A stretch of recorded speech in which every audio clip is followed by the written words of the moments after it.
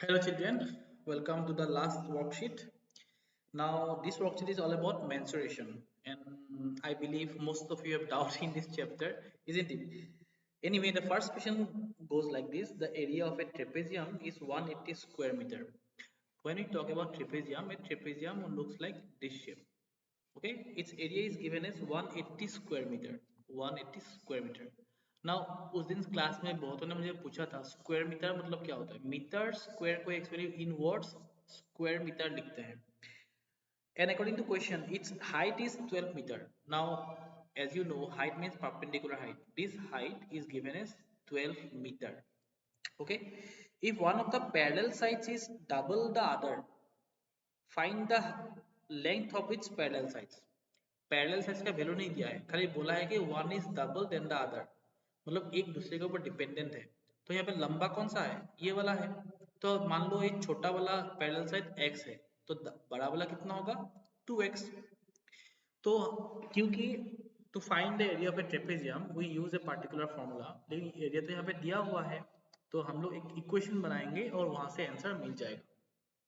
Given area equal to 180 meter square. Height h is 12 meter. Let the smaller parallel side is equals to x meter. Therefore, the longer parallel side is equals to twice x meter, isn't it? Since half into sum of parallel sides into height is equals to area. In this case, few things are already given. Half into sum of parallel sides means x plus 2x होगा यहाँ पे.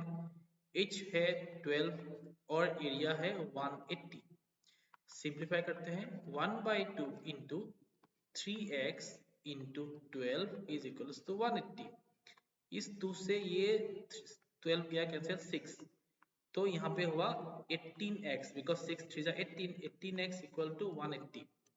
Now to find x, we will convert or transpose 18 to other side. So 180 will be divided by 18. Since the digits are same, only 0 extra है, तो 18 10 जा 180, isn't it? That means the smaller side is 10 meter. तो लिखते हैं therefore, दाई लिखते हैं हम लोग therefore length of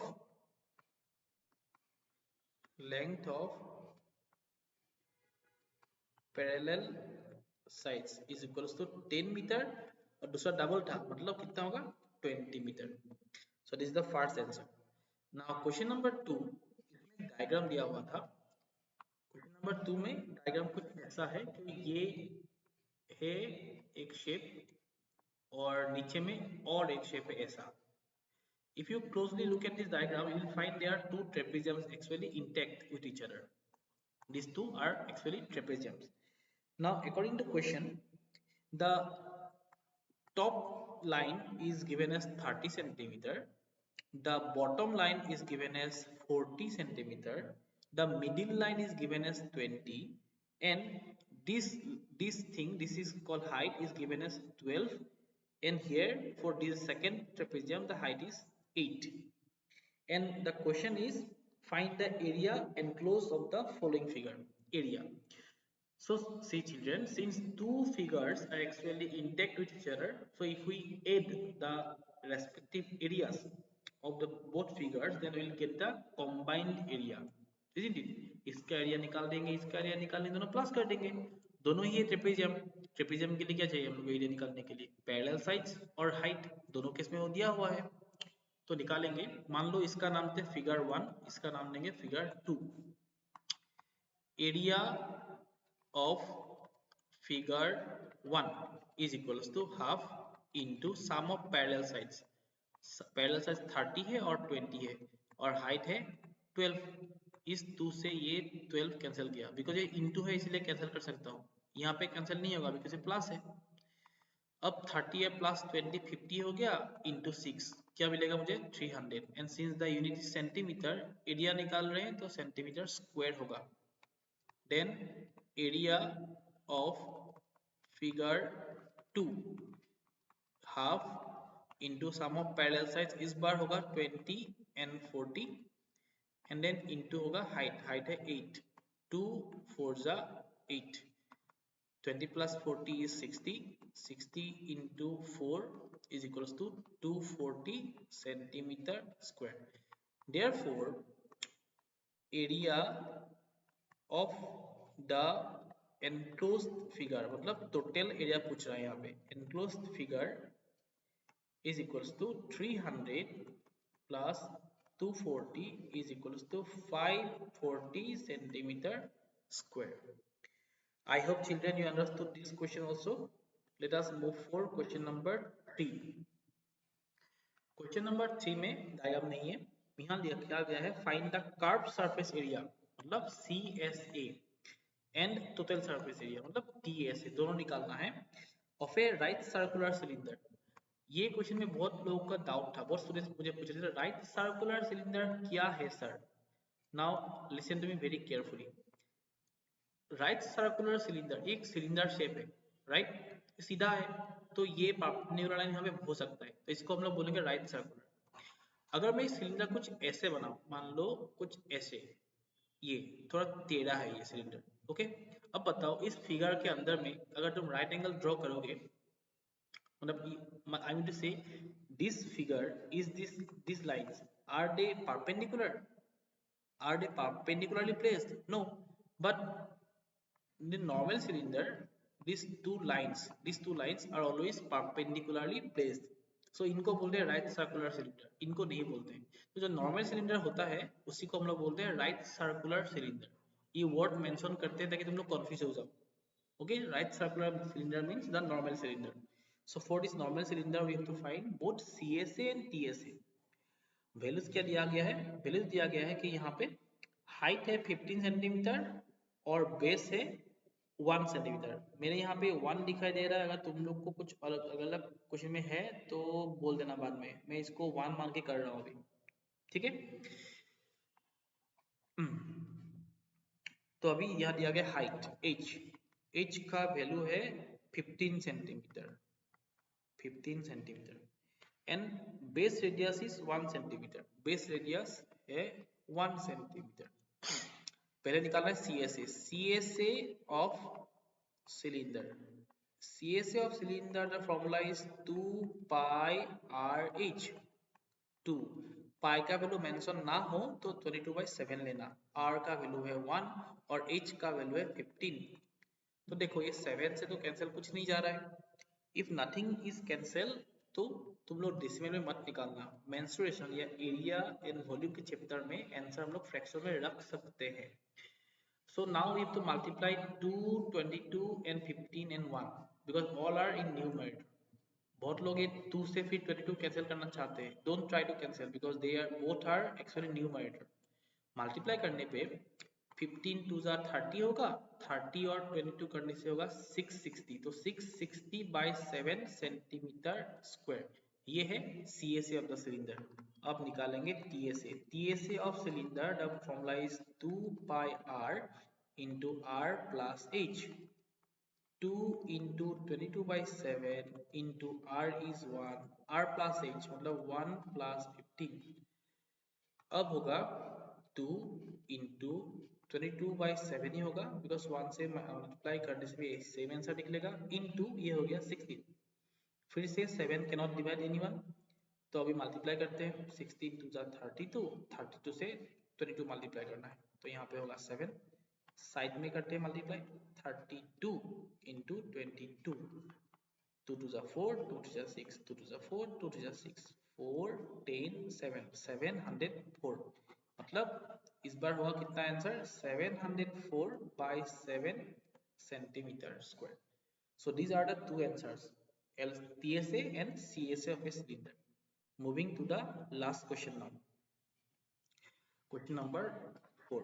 As per the question, the surface area of a cuboid is 1372 centimeter square. So surface area of a cuboid is equals to 13 72 centimetre square.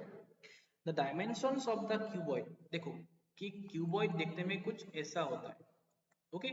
इसका dimension मतलब क्या है, लेंथ, ब्रेथ और height, इनको dimension बोलते हैं।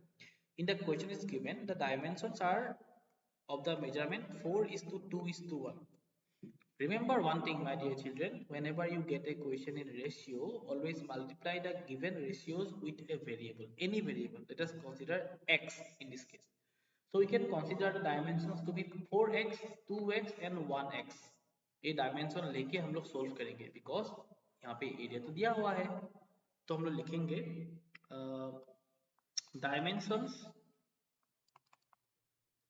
या let dimensions are 4x, twice x, 1x। 1x को तुम सिंपली x लिख सकते हो। कैसे आया x, फिर से बोल रहा हूँ, रेशियो होने से कुछ भी वैल्यू, वो रुपीस का क्वेश्चन हो, वॉल्यूम का हो, एरिया का हो, कुछ भी क्वेश्चन हो, अगर रेशियो में हो, हमेशा रेशियो को पहले तुम लोग मल्टीप्लाई कर लेना x के साथ इक्वेशन बनाने के लिए। Now, since it is surface area of a cuboid, how to find surface area of a cuboid? We know okay, surface area of a cuboid is given by the formula 2 into LB plus BH plus LH, right? यहाँ पे तो value दिया हुआ है 1372, यहाँ पे 2 into हो रहा है L इंटू बी, मतलब 4x into twice x plus B into H मतलब ट्वाइस एक्स इंटू 1x और simply x plus L into H 4x into x।